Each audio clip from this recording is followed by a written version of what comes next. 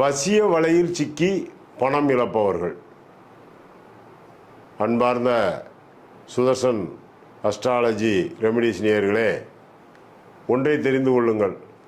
வசியம், ஆகர்ஷணம், மோகனம், மாரணம், உச்சாடனம், பேதனம், வித்வேஷனம், இப்படி 8 இருக்கின்றது.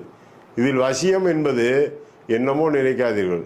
சிவ சிவ என்பதே தொடர்ச்சியாக சொன்னால் செயின் போல் வசி வசி என்று வந்துவிடும். இந்த சிவபெருமானே ஒரு வசிய சக்தி படைத்தவரே.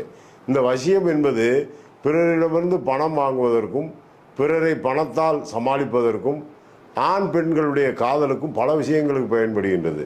இந்த வசிய வலையிலே சிக்கி கடனாளி ஆபவன் யார்? ஒரு லக்கணத்திற்கு 2ஆம் இடத்தில் சனி பகவான் எந்த லக்கணமாக இருந்தாலும் சரி, சனி பகவான் 2ஆம் இடமான வாக்குஸ்தானத்திலே இருந்தாலும் சரி, அல்லது லக்கணத்துக்கு 8ஆம் இடத்திலே செவ்வாய் பகவான் இருந்தாலும் சரி, கண்டிப்பாக இந்த வசிய கலையிலே சிக்கி ஏமாந்து விடுகின்றார்கள். இவர்கள் சிக்காமல் இருப்பதற்கு வழி என்ன? பிறரிடம் பணத்தை ஆணோ பெண்ணோ ஏமாறாமல் இருப்பதற்கு வழி என்ன? அதற்கு என்னதான் சொல்லுகின்றது இந்த வேதமும் சாஸ்திரமும்?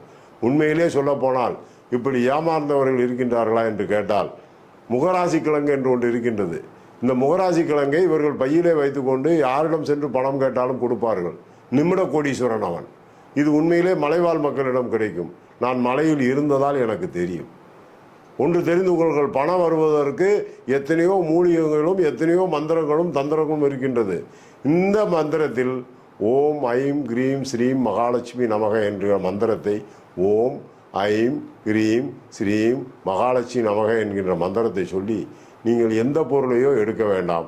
ஒரு சிறிதளவு ஒரு துளசியும் தண்ணீரும் கையில் வைத்து அதை உங்கள் வாயிலே போட்டு சாப்பிடுங்கள்.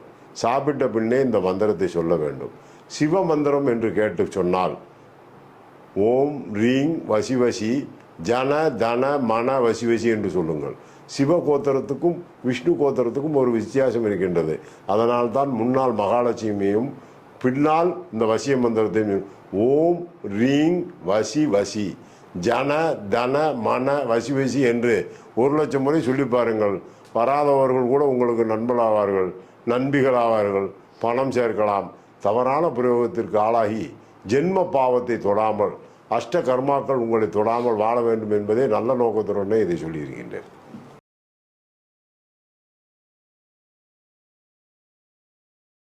தனிஷ்டா பஞ்சமி. ஆவிகளுடன் பேசி பணம் வர வைக்கலாமா? ஆவிகளால் பணம் குடிக்க முடியுமா? அன்பார்ந்த சுதர்சன் அஸ்ட்ராலஜி ரெமிடிஸ் நேயர்களே, ஆவிகளுடன் பேசி பணம் வர வைக்க முடியுமா? உண்மையிலேயே பஞ்சாங்கத்தை எடுத்து பார்த்தீர்களானால் தனிஷ்டா பஞ்சமி என்று ஒன்று போட்டிருக்கும். இது சதயம், பூரட்டாதி, ரேவதி, அவிட்டம், இப்படி சில நட்சத்திரங்களிலே மரணம் அடைந்து விட்டால் வீடுகளை இவ்வளவு நாள் பூட்டி வைக்க வேண்டும் என்று சொல்லுகின்றார்கள். தற்சமயம் எந்த வீட்டை பூட்டுவது? நாம் இருப்பதே வாடகை வீட்டில். சொந்த வீடாக இருந்தால் பூட்டி விடலாம். ஆனால் சொந்த வீடும் சில ரூம்களே பூட்டப்பட வேண்டும். தர்மம் மீறிய முறையில் பூட்டினால் அந்த வீடு கஷ்டப்படும். ஆனால் அந்த 16 தினங்களுக்குள் அந்த வீட்டில் என்று உணவு அருந்துகின்றோமோ அந்த உணவின் மூலமாக அந்த ஆவிகளுடைய தன்மை கெட்டதை செய்கின்றது. பிடதி வலிக்கின்றது, நெஞ்சு வலிக்கின்றது, கால் வீங்குகின்றது, பிரிதொரு மரணம் வருகின்றது. அதனால் இதை தனிஷ்டா பஞ்சமி என்று அழகாக சொல்லுவார்கள். அடைப்பு திறப்பு காலம் என்று. இது முடிந்த பிறகு தானம் கொடுப்பதை பற்றியும் சொல்லுவார்கள். உண்மையிலே தனிஷ்டா பஞ்சமியில் ஒரு மனிதன் இறந்து விட்டால் கண்டிப்பாக அங்கே பிரேதம் இருக்கின்றது என்று அர்த்தம். இதை ரொம்ப அழகாக சொல்ல வேண்டுமென்றால், அந்த பூட்டிய வீட்டில் நல்லெண்ணெய் தீபம் ஏற்றிவிட்டு இரவு 12 முதல் 1 மணிக்குள் உட்கார்ந்து பாருங்கள். அங்கே ஏதாவது ஒரு மனச்சலனம் ஏற்படும். அந்த மனச்சலனம் தான் இது. அந்த மனச்சலனம் இருக்கும் நேரத்தில் பணம் கேட்டால் கொடுக்குமா? நல்ல ஆவி கொடுக்குமா? கெட்ட ஆவி கொடுக்குமா? இது இவர்களுடைய ஆராய்ச்சி. உண்மையிலே தனிஷ்டா பஞ்சமி என்று ஒன்று வரக்கூடிய நேரத்தில் ஒரு வீட்டில் ஆணோ பெண்ணோ மரணம் அடைந்து விட்டால் கண்டிப்பாக பண வரவு கிடைக்கிறதுக்கு வாய்ப்பு உண்டு. அதற்கு கார்த்திகை கிழங்கு என்று ஒன்று இருக்கின்றது.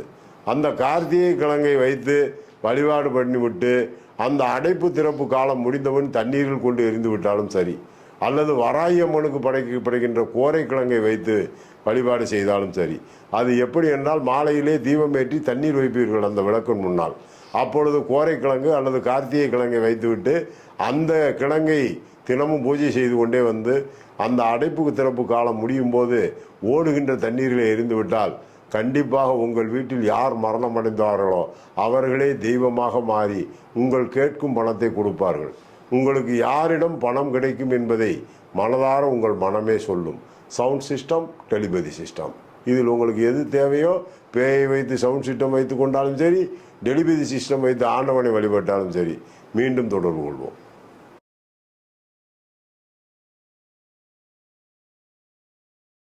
ஸ்ரீவித்யா என்னும் படிப்பு கடவுள்.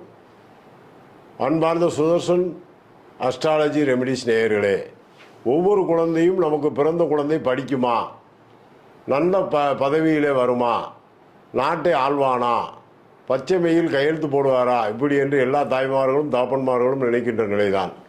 உண்மையிலேயே மகாகவி காளிதாசனுடைய விஷயத்திலே ஒன்றை தெரிந்து கொள்ளலாம். சென்று வா மகனே வென்று வா, உலகம் அறிகின்ற காலம் என்பதை பற்றி பாட்டு படித்துவிட்டு அதில் அழகாக சொல்லுவார்கள். அறிவுலகம் உன்னை அழைக்கின்றது, ஏதும் அறியாதவன் என்று நினைக்கின்றது, அரண்மனை வாசல் திறக்கின்றது, ஆணவம் அங்கே சிரிக்கின்றது என்று படிப்பாள் அவ்வை பாட்டி. அதை ஏன் சொல்கிறேன் என்றால், எல்லா குழந்தைக்கும் கல்வி வந்துவிடுமா? வராத குழந்தையை அப்பொழுது என்ன செய்வது? அவர்கள் இஷ்டத்துக்கு விட்டுவிட முடியுமா? அதைத்தான் இதை சொல்லுகின்றேன். இந்த ஸ்ரீவித்யா என்னும் கல்வி யார் கையில் இருக்கின்றது? ஹயக்ரீவர் கையில் இருக்கின்றது, பிரம்மாவினுடைய கையிலே இருக்கின்றது, விநாயகனுடைய கையிலே இருக்கின்றது.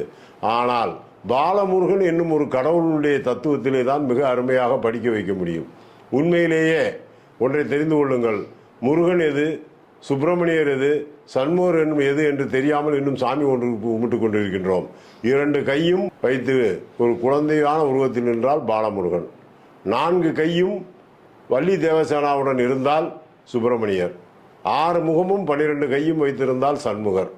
இதை தெரிந்து கொண்டுதான் வணங்க வேண்டும். எதிரிக்கு சண்முகர், கல்யாணத்திற்கு சுப்பிரமணியர், படிப்புக்கு பாலமுருகன். அப்படிப்பட்ட பாலமுருகனை நீங்கள் வழிபாடு செய்ய வேண்டும். இந்த பாலமுருகன் எந்திரத்தை வைத்து வழிபாடு செய்யலாம், பாலமுருகனுக்கு பூஜை செய்யலாம். பாலமுருகன் கோயில் எங்கு இருக்கின்றது என்பதை நீங்கள் நன்றாக தெரிந்து கொண்டு செய்யுங்கள். இல்லை அலைபேசியிலே தொடர்பு கொண்டு கேட்டு நீங்கள் பூஜை செய்யுங்கள். அதற்கு என்ன செய்ய வேண்டும்? அமாவாசை திதியிலே இருந்து, அமாவாசைக்கு முதல் நாள் இருந்து திரையோதசி திதி வரை பாலமுருகனுக்கு தினமும் விளக்கேற்றி திணை மாவை நெய்வேத்தியம் செய்து அந்த குழந்தைக்கு வாயிலே ஊட்டி விட வேண்டும். படிக்காத குழந்தை பெரிய பையனாக இருந்தால் சாப்பிட சொல்ல வேண்டும். ஏனால் விரலை கொடுத்தால் கடித்து விடக்கூடாது. அப்படிப்பட்ட ஒரு நிலை வரக்கூடாது. அதனால் இதேபோல் செய்து அந்த குழந்தையை படிக்க வையுங்கள். இந்த பாலமுருகனுடைய அருட்கடாச்சாத்தால் தகப்பனுக்கே பாடம் சொன்ன கடவுள் இல்லையா? பூமிகாரகன், காலில் செருப்பணியாதவன். குழந்தைகள் படிக்கவில்லை என்றால் பெரும்பகுதி காலிலே தோல் செருப்பை அணிந்து பள்ளிக்கு அனுப்பாதீர்கள். அதற்கு பதிலாக ரப்பரிலோ ஒரு பிளாஸ்டிக்கிலோ ஒரு செருப்பலை வாங்கி மாற்றி அனுப்புங்கள். அவன் ஒழுங்காக படிப்பான்.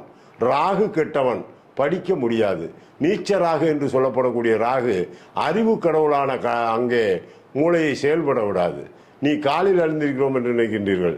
இடுப்பிலே அணிகின்ற பெல்ட் முதல் பல சஸ்பெண்ட் ஆவது வரை இதனால் தான்.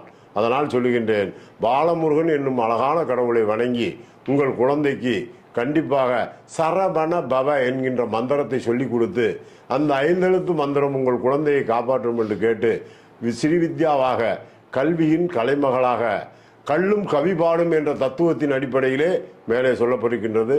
செய்து பலன் பெறுங்கள்.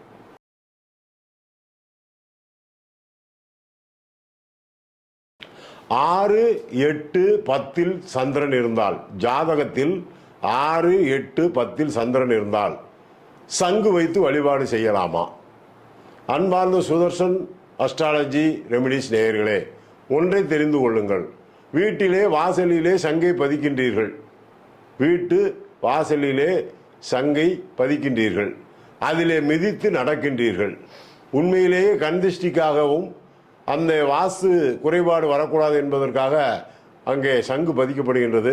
சிலர் வீடுகளிலே சங்கை வைத்து பூஜை செய்தால்தான் நல்லது என்று வலம்புரி சங்கும் இடம்புரி சங்குமாக பயன்படுத்துகின்றார்கள். உண்மையிலேயே இங்கு நம் நாட்டில் வலம்புரி சங்கு கிடைப்பது அரிது. ஏனென்றால் கடல் இடது பக்கம் சுத்துகின்றது, அதனால் இடம்புரி சங்காக வருகின்றது. வலம்புரி சங்குக்கு மரியாதை.